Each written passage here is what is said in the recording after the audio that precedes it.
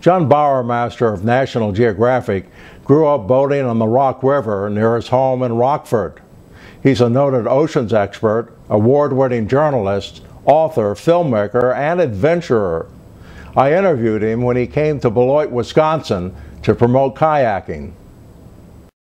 I'm kind of curious about it myself, where this interest in the ocean comes from, because I grew up in the Midwest. I was born in Normal and I grew up in Rockford, and yet my passion now are the oceans, and have been for 25 years. But ever since I was a kid, we did stuff on the water with my family and my friends. We spent a lot of time on the rock in small rowboats and canoes and things.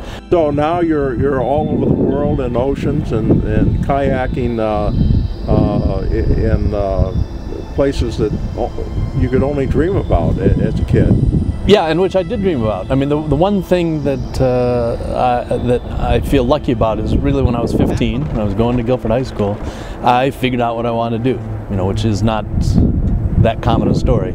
I wanted to write, and I thought, well, initially I thought the best thing to do would be a sports reporter, because then you just go to the ballpark, you get a hot dog, have a beer, and go back and write it up. And I tried that a little bit when I was in college, and it was really boring. So I shifted a little bit, still writing, but my focus became kind of the natural world and the remote corners.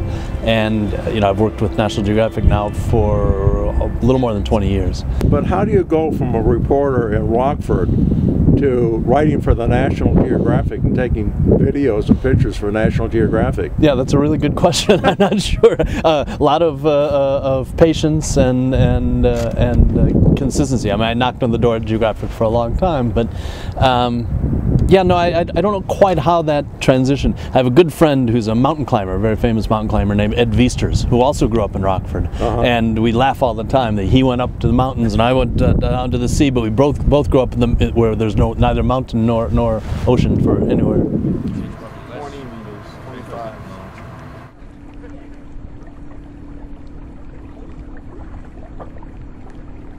And then we spy in the distance a beautiful, rare ice arch, carved out of a giant iceberg.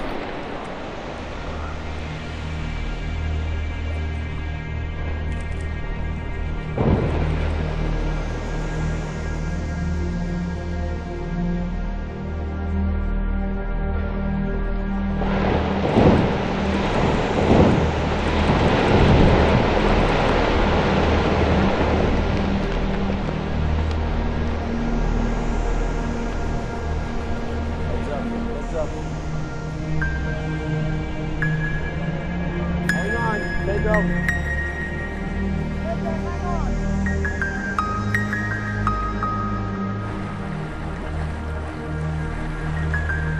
It's almost as if that was cinematically directed for us. We weren't even going to pass by that, and we decided we should go take a look, since it's rare to see arches like that.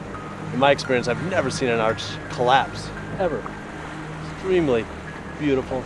There's 11 of us on the boat, lots of Antarctic experience. No one's ever seen an arch collapse like that. For every day I spend out in the wilderness, I spend another day chained to the desk. So I'm on the road 6 months out of the year. But now it's a lot of presentations.